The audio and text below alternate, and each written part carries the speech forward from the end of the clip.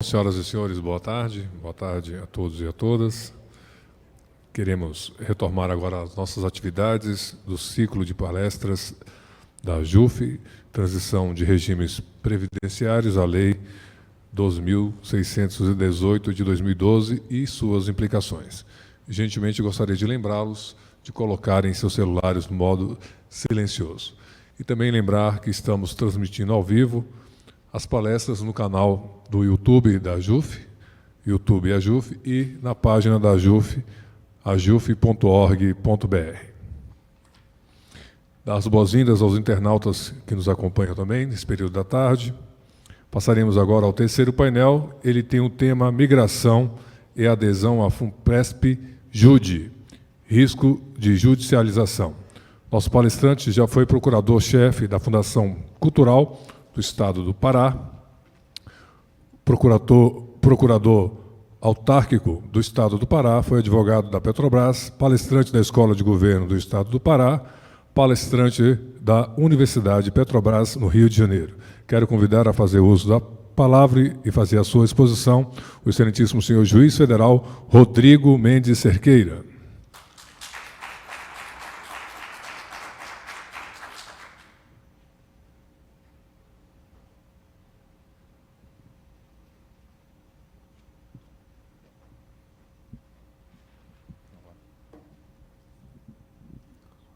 Olá.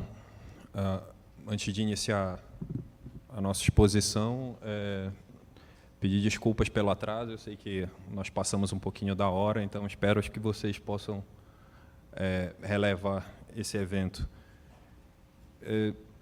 Fui aqui convidado pela JUF, agradecendo aqui o convite do Fernando Mendes, da Caroline, para expor alguns tópicos que foram já dissertados por mim no artigo que foi disponibilizado no site da JUF, pelo que eu remeto vocês ao artigo sobre os motivos pelo qual eu efetuei a migração da minha previdência.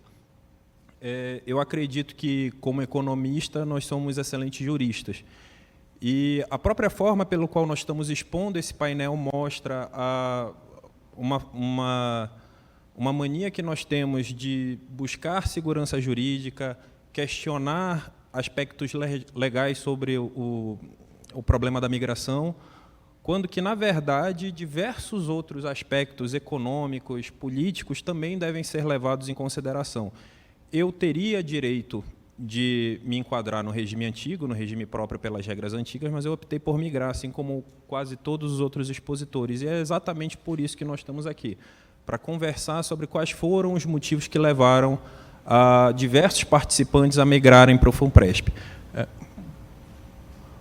Bom, o primeiro eu gostaria de discutir sobre o risco da existência de dois regimes jurídicos. Eu não vou falar aqui sobre a questão jurídica especificamente falando, eu queria comentar sobre o que significa haver dois regimes jurídicos para os servidores, independentemente de onde você se encontre, se você estiver no regime novo ou no regime antigo. Significa que os interesses dos servidores, a partir de agora, estão divididos, isso é fato. Existem servidores que estão vinculados ao regime antigo e vão brigar pela manutenção de determinadas regras do regime antigo, e existem servidores que vão estar vinculados ao novo regime e, por causa disso, vão brigar pelas regras mais favoráveis do novo regime. Então, a força política dos servidores, inevitavelmente, acaba diminuindo. O que nós temos que perceber é que isso vai gerar um conflito entre ativos e inativos e entre classes de aposentados. Vamos ter duas classes de inativos. É importante perceber que quem é o fiador do sistema atual, do RGPS atual, ou do RPPS atual, do regime próprio atual, são os servidores da ativa. Por quê? O que leva o servidor da ativa a fazer greve, a fazer reunião com o Ministério, a fazer reunião com a Presidência, a fazer reunião com o Secretário, para evitar uma reforma da Previdência que foi a duras penas evitada recentemente? É o interesse, é a questão do espelhamento. O servidor da ativa pensa, eu não posso deixar essas regras mudarem agora, porque daqui a pouco eu vou me aposentar e eu vou estar me beneficiando dessa regra. Eu não estou aposentado agora, mas eu faço greve, eu tenho poder político, eu me associo para evitar esse tipo de mudança, porque quando chegar a minha hora eu vou estar, de alguma forma, beneficiado com essas regras que por hoje eu estou lutando. Isso vai deixar de acontecer. Desde 2012, desde a instituição do regime de previdência complementar, não entram mais servidores no regime antigo. Pelo fato de não entrarem mais servidores no regime antigo, daqui a 10 anos, daqui a 15 anos, é natural que haja uma hipertrofia nos interesses das regras do regime complementar e que, paulatinamente, as pessoas que hoje defendem com unhas e dentes as regras do regime antigo ou passem para a inativa e, portanto, passem a ter uma situação de fragilidade maior e menor poder de barganha, ou sejam, de alguma forma, sujeitas a alterações previdenciárias que cada vez vão sendo mais prejudiciais aos interesses dos integrantes do regime antigo. E nós também vamos ter o conflito entre aposentados, porque na hora que eu precisar arrecadar mais, como governo, e infelizmente isso é uma realidade que todos nós já conhecemos, quando o governo precisa arrecadar mais, quando está dando déficit em contas públicas, a Previdência dos servidores é um local que ele olha. Então, é interessante perceber, e isso eu vi com assombro, como esse discurso político, essa introdução, ela é relevante. Eu estava conversando com os colegas que nada me deixou mais estarrecido quando eu liguei a minha TV e vi uma propaganda oficial paga com os recursos públicos, dizendo que servidor público ganha muito, trabalha pouco e se aposenta cedo. Esse é o nível da política que nós estamos tendo que lidar. Esse é o tipo de jogo político e é isso que eu estou querendo explicar nesse leve introito, o sentido de que a classe dos servidores passa a naturalmente ser dividida em razão da instituição de dois regimes e aqueles aposentados, quando o governo for olhar sobre a questão da reforma da Previdência, ele vai ter que trabalhar com um grupo ou outro e esses dois grupos estarão em situações contraditórias. Inicialmente, eu vou falar sobre o dogma do regime antigo, porque o que acontece? A maioria das dúvidas dos colegas que me perguntam sobre se vale a pena migrar ou se não vale a pena migrar, vem do imaginário coletivo de que o regime antigo seria mais previsível, mais seguro. Eu não vou migrar porque, primeiro, que se o governo está me dando a opção é porque eu tenho direito adquirido ao regime antigo e ele não pode me jogar. Se ele pudesse me jogar para o regime novo, ele me jogava.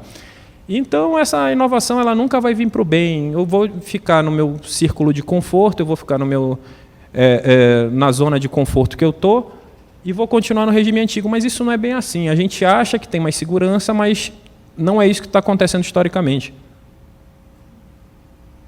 Então, considerando que a palestra é da JUF, eu vou falar sobre uma coisa do judiciário, que é uma coisa muito própria do Poder Judiciário e do Ministério Público, que é aquela sensação de que talvez dessa vez eu fique de fora. Eu sou regido por lei complementar, eu tenho a LOMAN, eu tenho a Lei Complementar 75, precisa de iniciativa do Supremo Tribunal Federal. De alguma forma, algo que acontecer na Previdência, eu vou conseguir deixar o Judiciário de fora. Bom, isso não é uma realidade, nós temos dois precedentes aqui bem claros. Primeiro que foi a DIN 5316, que foi a PEC da Bengala, onde por emenda constitucional o Congresso mudou a idade de aposentadoria dos ministros de tribunais superiores, não houve qualquer iniciativa por parte do Poder Judiciário, e, em conclusão, se entendeu que isso fazia parte do jogo, que isso era tolerável e o Poder Judiciário chancelou essa mudança. Então, não há garantia que, via emenda constitucional, o Poder Legislativo não possa alterar o regime de previdência dos servidores do Judiciário, ou dos juízes, ou dos membros. E, mais recentemente, nós tivemos a DIN 4885, que foi proposta pela JUF, pela AMB, pela ANAMATRA e por uma série de órgãos representativos da classe, que pediam que fosse dado mais prazo para a opção dos servidores, ou seja, para que todos aqueles interessados pudessem estudar melhor as propostas, e se pediu mais prazo para adesão ao regime de previdência complementar.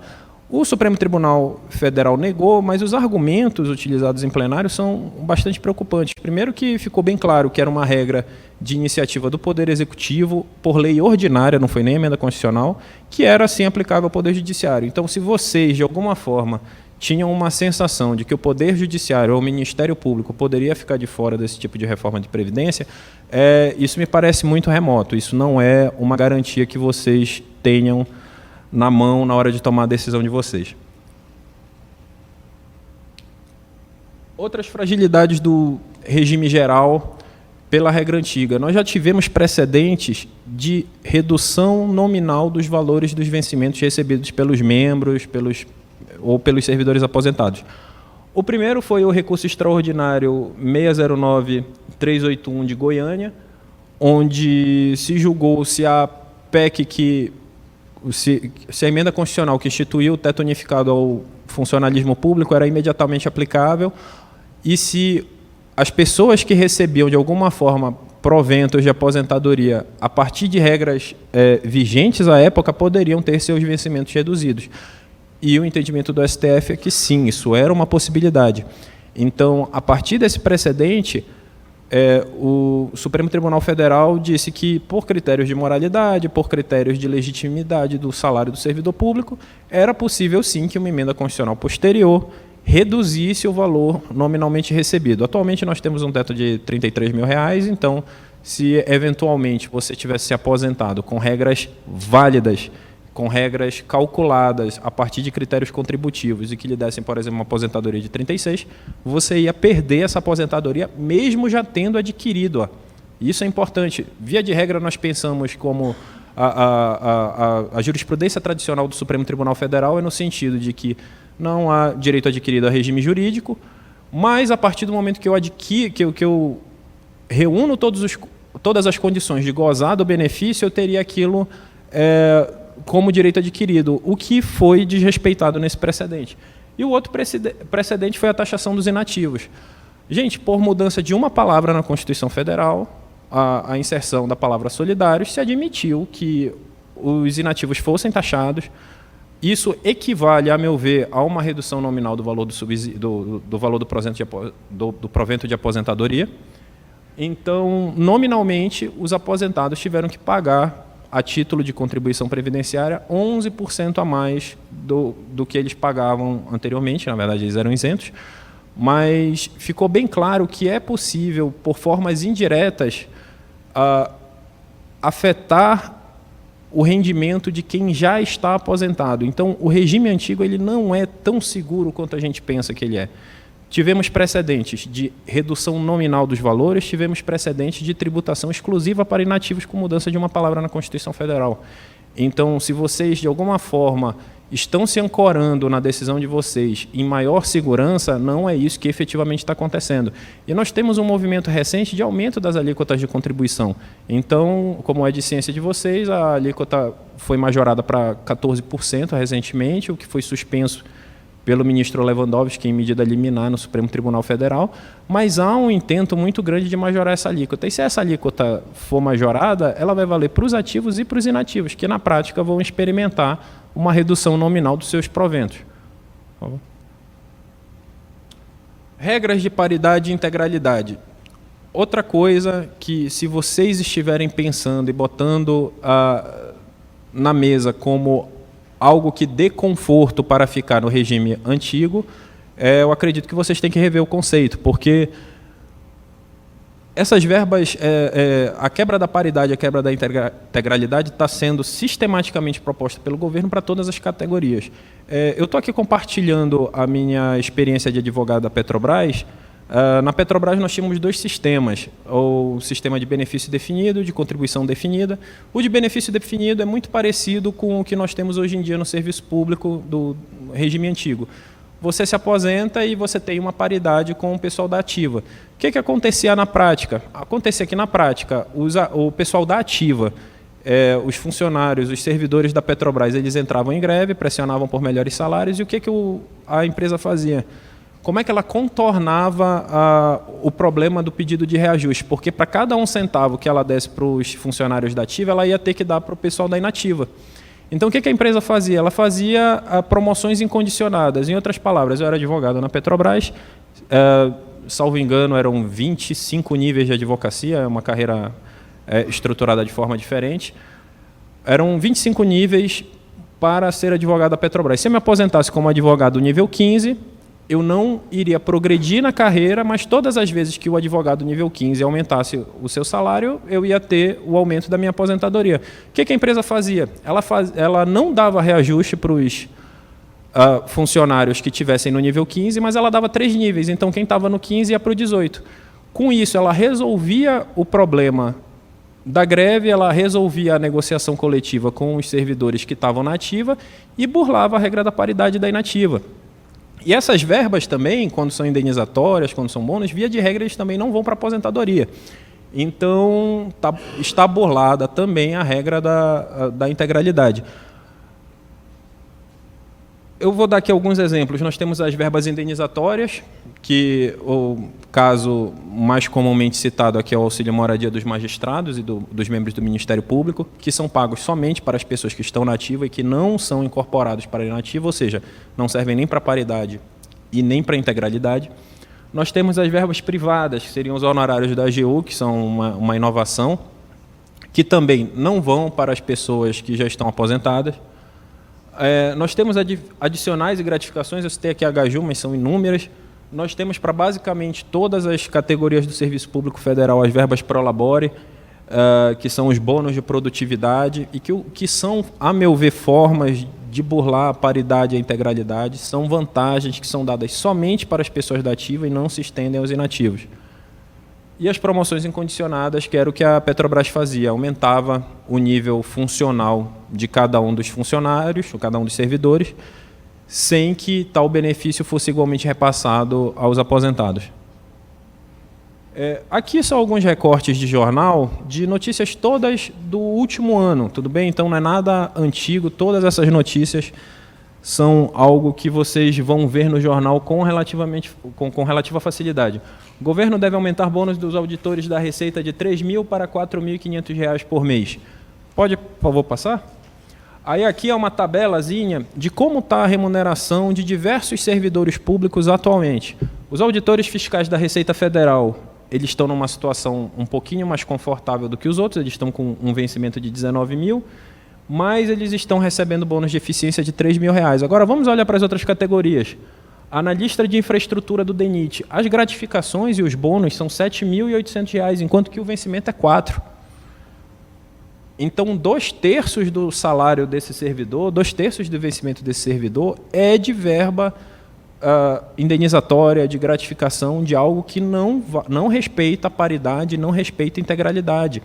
É essa a tônica das negociações do governo com todas as categorias do serviço público, não é só com os membros do Judiciário ou com os membros do Ministério Público. Hoje em dia, só está conseguindo o reajuste junto com o governo federal as categorias que aceitam receber esse ajuste por algum tipo de parcela que não é estendida aos inativos. Por quê? Porque senão onera a folha. Se eu der esse reajuste no vencimento, eu tenho que reajustar os proventos de aposentadoria. Então, isso acontece com o controlador de tráfego aéreo que recebe 2.500 de vencimento e 6.600 de gratificação. Agente da saúde do Ministério da Saúde, 1.200 de vencimento, 2.600 de gratificação. Analista do IBAMA é basicamente meio a meio, pesquisador do IBGE tem pelo menos 1/3 do seu salário, do seu vencimento pago com verbas indenizatórias, que são burlas à integralidade e à paridade. Então, se vocês estão no regime antigo, achando que, de alguma forma, o Judiciário vai conseguir se livrar das emendas constitucionais, isso não é uma realidade. Se vocês acham que, de alguma forma, a paridade e a integralidade são algum tipo de benefício que deve ser mantido, ele hoje já não é respeitado e a perspectiva para o futuro não é muito melhor. E se vocês acham que essa realidade vai mudar, eu não entendo qual é a base dessa expectativa, porque hoje em dia nós, como servidores da ativa, já aceitamos esse tipo de acordo. Eu acredito que as gerações futuras também vão aceitar esse tipo de acordo. Por favor, próximo. E aqui eu, inclusive, frisei as palavras do Sindicato dos Auditores da Receita Federal, quando eles colocam que eles estavam tentando aumentar de 3.000 para 7.000 e eles alegam que tiveram um reajuste menor do que outras categorias em troca da regulamentação do bônus. Ou seja, o próprio sindicato coloca na mesa, coloca nas negociações que está aceitando um reajuste inferior em troca de verba indenizatória, em troca de bônus de produtividade. Esta é a tônica das negociações que estão sendo feitas com o governo federal. Por favor. Outro problema muito grave do regime antigo, não há correlação entre contribuição e benefício. Isso, inclusive, foi levado à tona no julgamento da desaposentação. Eu sei que é regime geral de desaposentação, mas os argumentos são muito parecidos. O ministro Roberto Barroso, ele disse, olha, realmente eu entendo que as pessoas que estão aposentadas e voltam a trabalhar e voltam a contribuir para o INSS estão contribuindo mais que as outras. Eu entendo que deve haver algum tipo de complementação no valor que essas pessoas recebem. Todavia, em razão da crise econômica, em razão da dificuldade de se estabelecer uma simetria plena entre o que se paga e o que se recebe, em razão de que, se eu der esse tipo de entendimento de que a desaposentação possa ser feita, haverá uma repercussão muito grande aos cofres da Previdência, nós, como ministros do Supremo Tribunal Federal, decidimos por não garantir a regra da desaposentação. E o mesmo ocorre aqui no regime próprio de Previdência.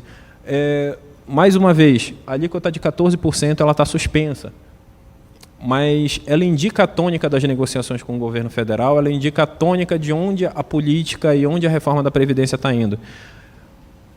Quando vocês vão fazer aquela simulação no site do FUNPRESP, o que a maioria dos colegas fazem para saber se vale a pena migrar ou se não vale? Colocam 11% de contribuição no FUNPRESP, quanto eu ia receber via FUNPRESP, quanto eu ia receber se eu permanecesse no regime antigo. Esse cálculo, no mínimo, está sendo mal feito por vocês se vocês estão utilizando o percentual de 11%. Primeiro, porque o percentual de 11% está prestes a mudar. E segundo, porque se ele efetivamente mudar, se vocês simularem colocando esses 3% a mais no FUNPRESP, vocês vão ter um acréscimo patrimonial, o que não ocorre no regime antigo. Não há correlação entre contribuição e valor do benefício. O que, na prática, importa dizer é que o governo pode aumentar o valor da contribuição, pode onerar o quanto você está pagando para se aposentar e pode aumentar o recolhimento em cima dos proventos dos inativos, sem qualquer tipo de contrapartida. Pode passar? Então, eu fiz aqui uma simulação. Um aumento de contribuição de 11% para 14%, proporcionalmente falando, é muito grande, é mais de 1/4 da contribuição que está sendo aumentada, é o equivalente a 27,5% das contribuições vertidas. Seria o equivalente, caso nós fôssemos fazer uma regra de 3 de equivalência entre o que eu recolho e o que eu vou receber, seria o equivalente, de forma fática, de diminuir a sua aposentadoria de 20 mil para 14.600. Por quê? Porque se você está pagando mais para receber a mesma coisa, na prática você está tendo um prejuízo financeiro, e essa é a quantificação do seu prejuízo financeiro. Então, há diversas formas indiretas de lesionar o direito das pessoas que já estão aposentadas, inclusive pessoas que já adquiriram os direitos da aposentadoria e que estão sendo sistematicamente utilizados pelo governo federal. Então, a ausência de correlação entre o valor da contribuição e o valor do benefício é um calcanhar de Aquiles muito grande do regime antigo. E isso é considerado uma prática válida. Não é o primeiro aumento de alíquota previdenciária. Há estudos no Ministério da Fazenda para instituir alíquotas ainda maiores, de 17%, por exemplo. E a pergunta que eu vos faço é: você estava pagando 11% de alíquota previdenciária, agora você está pagando 17%, você está pagando 14% para receber o mesmo benefício. Você não teve seu direito lesado?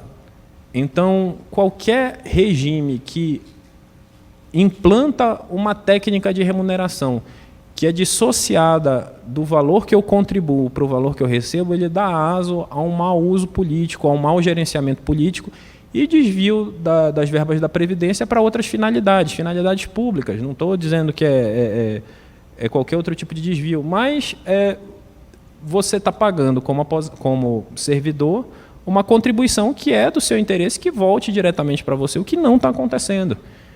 Então, pode passar?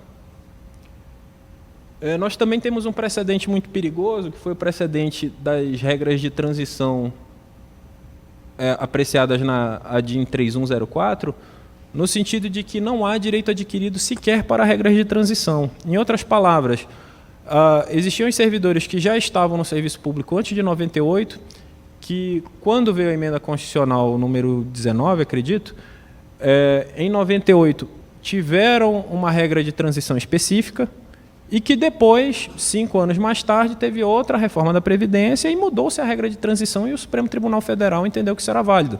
Então, nós não temos direito adquirido, nem mesmo para as regras de transição. Em outras palavras, é precária qualquer tipo de garantia que se entenda que há no regime antigo. E eu estou falando isso de forma bem clara, gente, porque, repito, o público que eu estou falando são servidores da justiça e nós trabalhamos com direito, nós precisamos de uma garantia legal, de uma garantia contratual ou de algum tipo de direito adquirido para fundamentar a nossa escolha. E o que eu quero dizer é, primeiro, que esse não é o vetor da reforma da Previdência, as sucessivas reformas da Previdência são feitas basicamente por motivos econômicos. E 2, todas as vezes que essas reformas foram encetadas de alguma forma, elas encontraram chancela do próprio Poder Judiciário. Então, o que vocês acham que dá de alguma forma conforto para vocês, irredutibilidade de provento, paridade, integralidade, alguma relação entre contribuição e o valor dos benefícios, isso não existe. Existem precedentes para cada tipo de alteração previdenciária desse calão, e as próximas alterações da Previdência tendem a seguir a mesma regra, tendem a seguir a mesma lógica. Então, é muito provável que as regras atuais do regime antigo se deteriorem cada vez mais. Por favor, próximo slide. Agora, isso não quer dizer que o regime de previdência complementar seja um mar de rosas. Não, ele também tem uma série de fragilidades. E aqui após comentar as fragilidades do regime antigo, eu tenho que comentar as fragilidades do regime novo, que também tem uma série de fragilidades, tem uma série de pontos fracos, que aparentemente podem parecer até maior para vocês que estão olhando, podem até parecer mais arriscado, mas eu entendo que não são mais arriscados, elas são mais transparentes. Por quê? Porque o outro regime também tem as mesmas fragilidades, só que, de alguma forma, por se arvorarem em lei, nós entendemos que elas fazem parte do direito adquirido, que eu estou demonstrando que não acontece. Então, por favor, o próximo slide. Então, vamos começar aqui para magistrados e membros do Ministério Público, considerando que estou falando aqui para um público prioritariamente da Justiça. A entrada no regime de previdência complementar importa, ipso facto, um agravamento da penalidade de aposentadoria compulsória. Por quê? Porque, vocês sabem, o CNJ pode aplicar esse tipo de penalidade e, pelo regime antigo, de alguma forma, havia uma proporcionalidade entre o tempo de magistratura e o valor que você vai receber no caso desse tipo de afastamento. Eu estou falando isso aqui porque é uma peculiaridade da magistratura que eu acho que vale a pena ser discutido. No regime novo, não. No regime de previdência complementar, basicamente o que vai acontecer é o magistrado aposentado compulsoriamente, ele se aposentar pelas regras muito similares à do RGPS, com o teto de 5.600 e uma fração, e sacar os valores que estão depositados no Funpresp. Mas é muito provável que, colocado lado a lado, o valor recebido para um magistrado aposentado compulsoriamente e que seja vinculado ao regime de previdência complementar seja muito mais lesivo aos interesses do magistrado do que o aposentado pelo regime de previdência antigo, pelas regras clássicas do RPPS. É importante frisar que, a meu ver, essa garantia de aposentadoria compulsória, ela não só ruma a ser removida em razão de pressão popular, em razão de haver uma mística muito grande em torno dela. O que acontece é que, independentemente de qualquer alteração legal, ela faticamente já está lesionada. Em outras palavras, aposentadoria compulsória com regime de previdência complementar não são uma boa mistura. Então, é muito provável que essa garantia, que já não era a garantia alardeada pela imprensa, o magistrado não se aposentava com proventos integrais, como frequentemente é falado, mas essa garantia, que já não era tudo aquilo, fique ainda pior. Então, esse é um adendo que é basicamente de interesse dos magistrados e dos membros do Ministério Público. Por favor. Então, nós vamos ter os riscos ordinários do Funpresp, que são basicamente os riscos de mercado, que são quedas de taxa de juros, menor rentabilidade das aplicações, e a má gestão, que também é um risco de mercado. Você pode botar o seu dinheiro num banco privado e ele ser mal gerido, isso faz parte. O que difere o FUNPRESP dos fundos de previdência privada é a segunda parte, os riscos próprios e específicos do FUNPRESP, que é uma grande interferência política. Gente, é uma realidade, não tem como negar isso. Nós tivemos recentemente uma série de escândalos de utilização política de fundos de pensão de servidores públicos, de funcionários do Banco do Brasil, da Petros. Isso é um risco que, em que pese ainda não ter chegado com tamanha intensidade no FUNPRESP, e em que pese o FUNPRESP ter uma legislação um pouquinho mais moderna e que tende a mitigar diversos desses riscos, os agentes envolvidos são basicamente o mesmo cidadão que indica os gestores do fundo de pensão da Petrobras, muito provavelmente vai ser aquele que vai indicar o gestor do FUNPRESP. Então, esse é um risco próprio do fundo e por isso que ele tem que ser melhor compensado, melhor remunerado, no caso com a contrapartida, para valer a adesão. Por favor. Então, aqui seguem também algumas notícias dos jornais recolhidas nos últimos 12 meses, então nada que vocês não tenham visto. Petros prepara ações na justiça contra ex-dirigentes por irregularidades. Isso aqui eu acho, como pensionista da Petrobras, isso não é uma ação que me agrade ou que eu acho que vai efetivamente ter qualquer tipo de proveito, porque é um fundo de pensão contra uma pessoa física que desviou dinheiro e que muito provavelmente esse dinheiro foi perdido, ainda que o Ministério Público, ainda que a empresa, ainda que o fundo de pensão consiga recuperar 1 milhão, 2 milhões, 3 milhões que seja, via de regra, qualquer tipo de recuperação dos prejuízos, qualquer tipo de recuperação vai ser muito inferior ao valor dos prejuízos efetivamente aferidos. Então, por favor, o outro slide. Aqui eu trouxe a continuação da reportagem. Em setembro, a Petros apresentou seu plano de equacionamento do déficit do seu plano mais antigo, o plano Petros de Sistema Petrobras, que deve chegar a 27 bilhões no fim do ano. Então, assim, o prejuízo apurado foi 27 bilhões. Quanto vocês acham que vai recuperar do ex-gestor? Nada.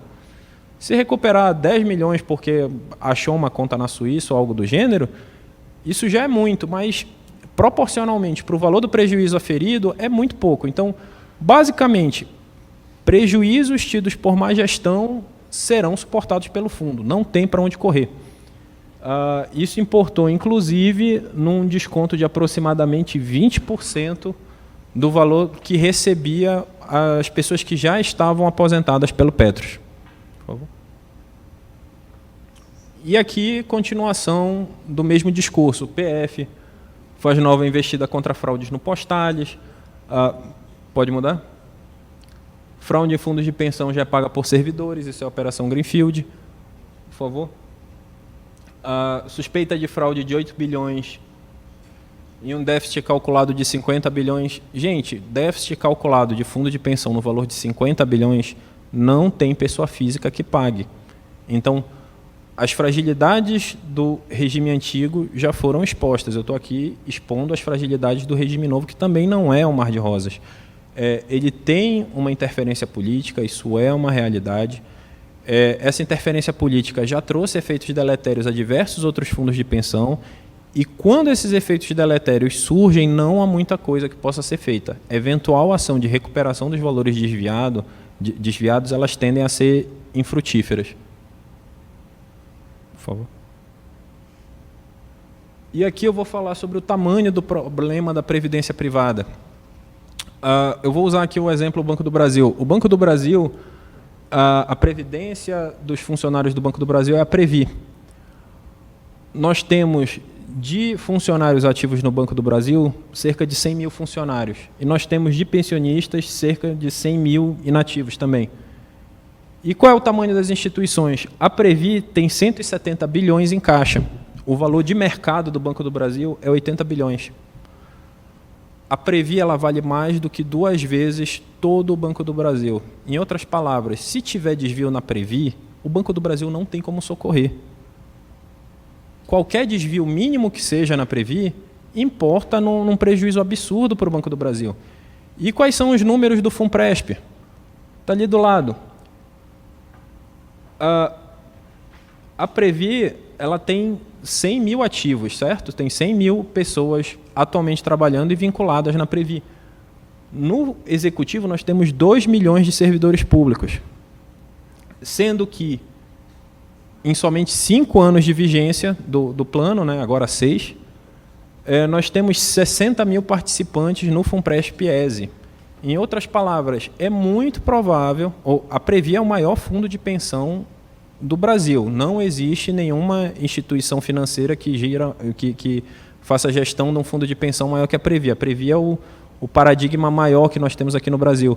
Só que os números mostram que, em questão de tempo, o FUNPRESP ficará muito maior que a Previ.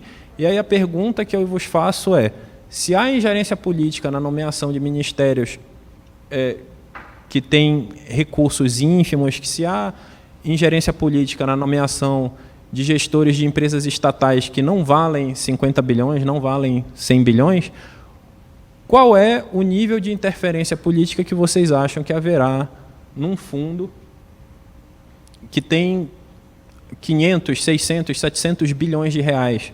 Então, numa questão de tempo, o FUNPRESP vai virar uma instituição que vai ser alvo de barganha política, de divisão partidária e do processo de indicação que é comum para qualquer outro tipo de ministério, para qualquer outro tipo de instituição. Disso não escaparam os fundos de pensões das estatais, e disso eu não acredito que vai escapar o FUNPRESP. Então, o FUNPRESP atualmente está muito incipiente. O FUNPRESP-ESE, que é o do Executivo, tem pouco mais de R$1 bilhão em patrimônio.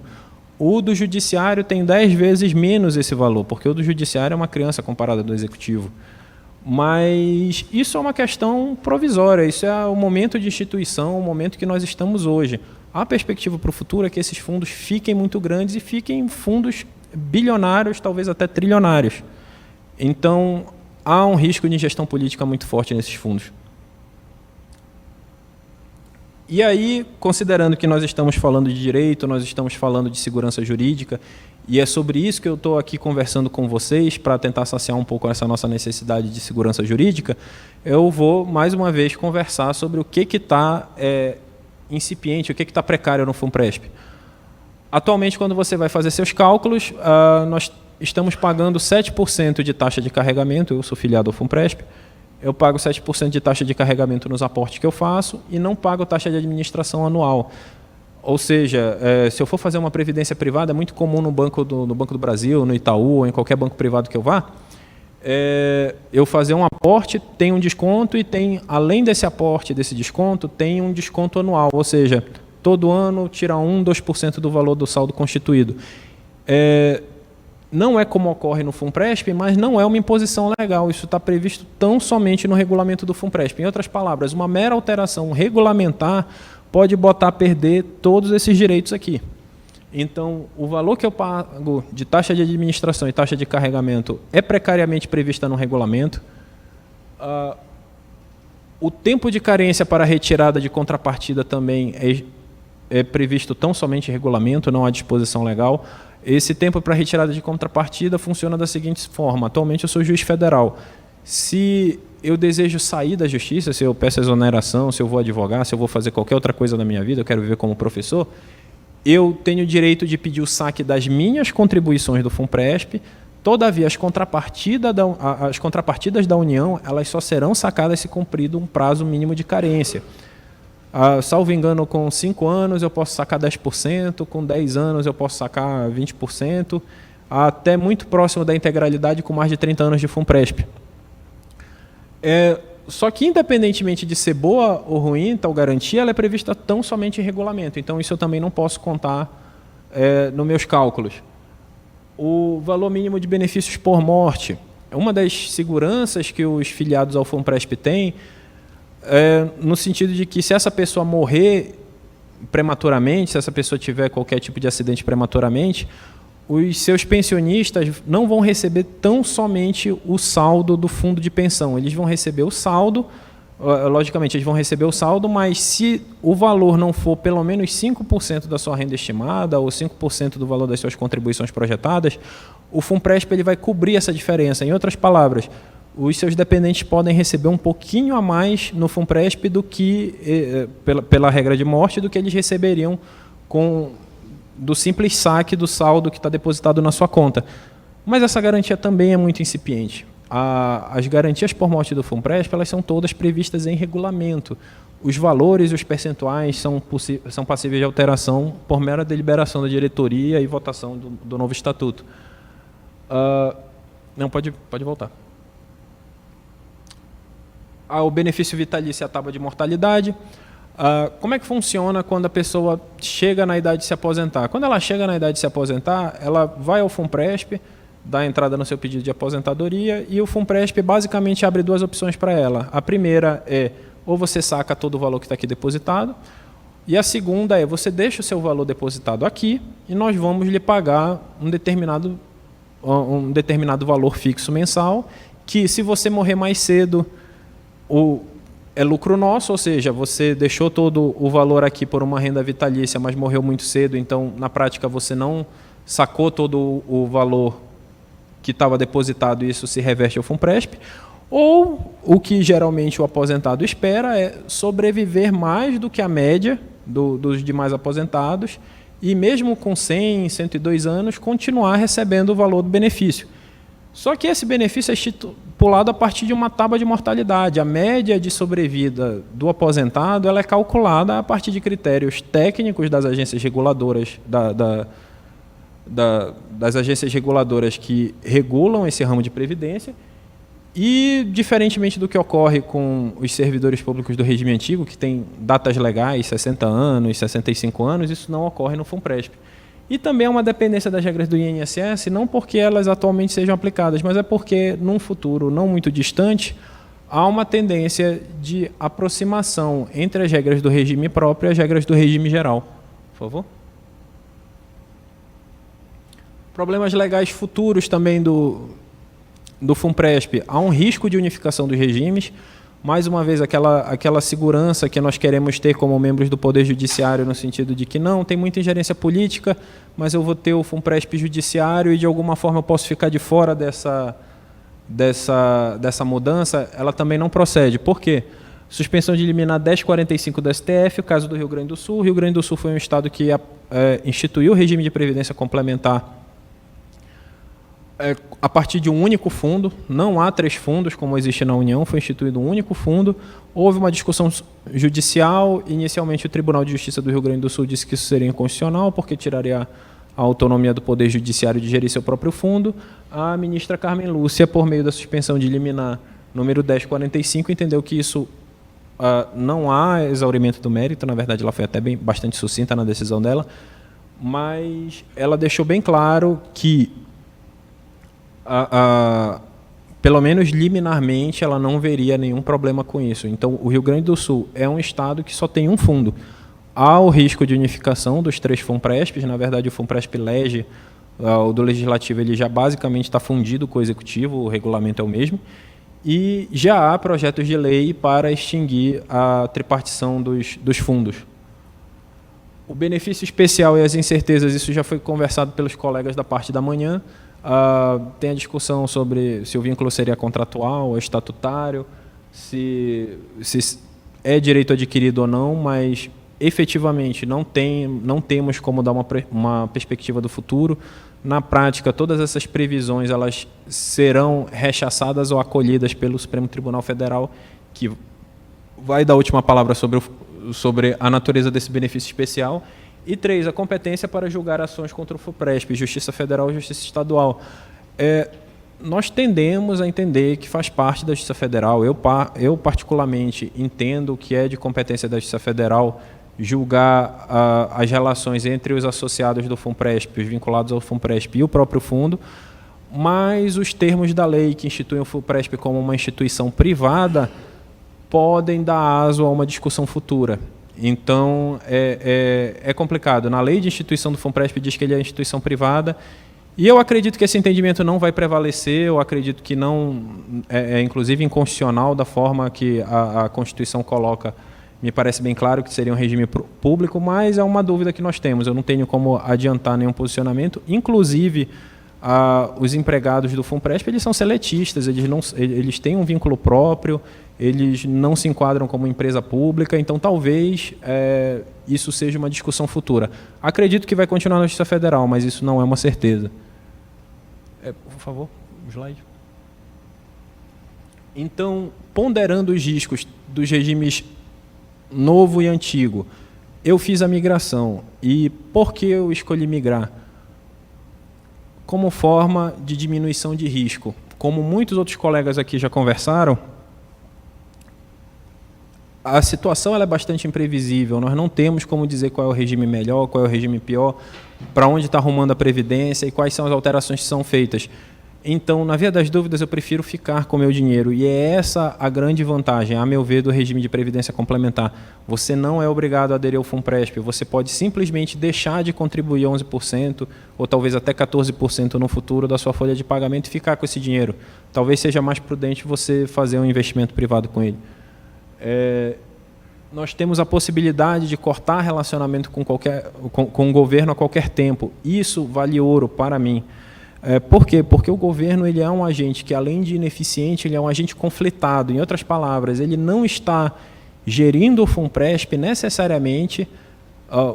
Na verdade, quando eu digo FUNPRESP, é a Previdência como um todo. Ele não está gerindo a Previdência necessariamente pensando no melhor interesse dos segurados.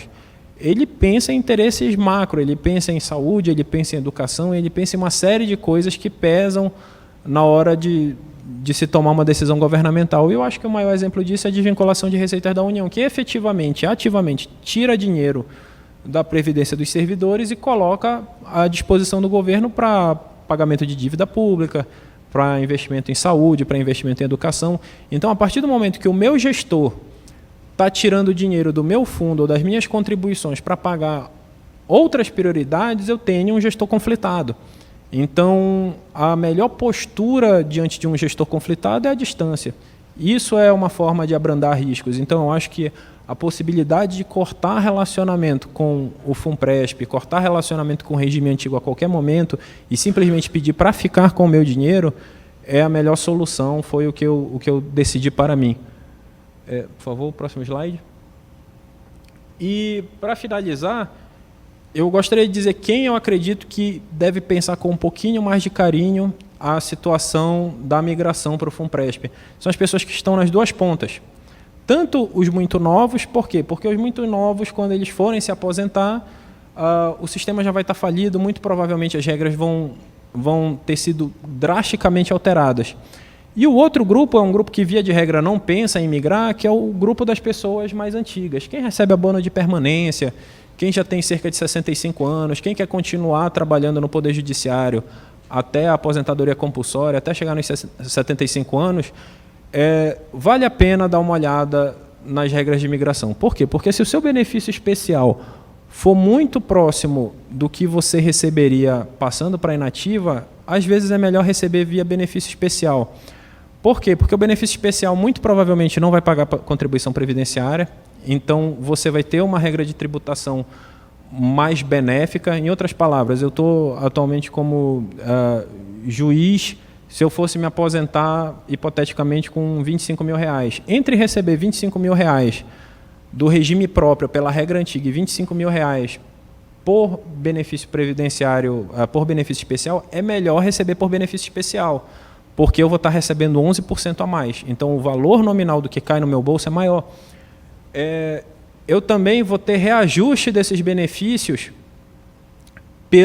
pelos índices de mercado, pelos índices aplicados ao INSS. Então, em outras palavras, se eu estou pensando na paridade, historicamente, os vencimentos dos servidores públicos reajustam numa regra pior do que a inflação. Em outras palavras, a inflação ela corrói ativamente os vencimentos dos servidores públicos sem que haja reposição no mesmo montante. Então, talvez valha muito a pena trocar a regra da paridade pela regra do benefício especial, porque eu tenho garantia que pelo menos a inflação eu recebo todo ano. Para os servidores que estão longe do teto constitucional, eles também se afastam da regra do artigo 40, parágrafo 2º da Constituição Federal, que vincula o teto do seu benefício ao valor ao teto do cargo que você ocupa. Em outras palavras, você pode talvez mudar de teto quando você muda de regime previdenciário. E, por fim, que eu acho que é o mais inteligente, se você tem 70 anos, por exemplo, consegue, via benefício especial, ficar com uma regra muito parecida do que você conseguiria com o benefício antigo, lhe é facultado aderir ao FUNPRESP. E o que você pode fazer? Você pode contribuir a 8,5%, ou seja, no topo, durante esses 5 últimos anos que estão faltando, e quando você se aposentar efetivamente, você recebe esse valor em dobro daqui a 5 anos. Então, você aplica, recebe a contrapartida e saca num universo no horizonte muito próximo. É muito diferente de mim, que estou colocando o dinheiro agora para sacar daqui a 20, 30 anos. Quem já está na beira de se aposentar vai colocar esse dinheiro basicamente para duplicar daqui a 5, 6 anos.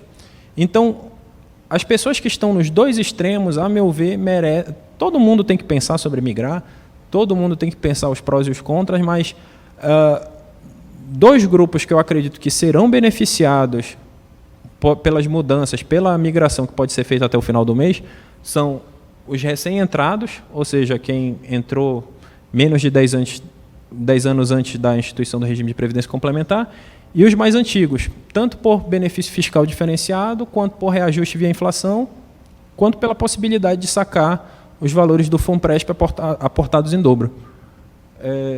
É isso, acredito que não tem mais nenhum slide.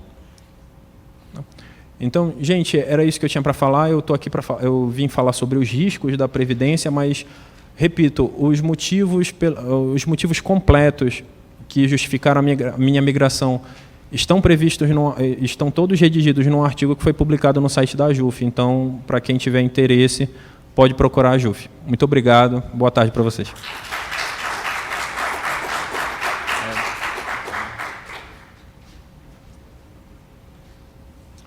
Obrigado, Dr. Rodrigo Mendes, pela sua exposição e apresentação.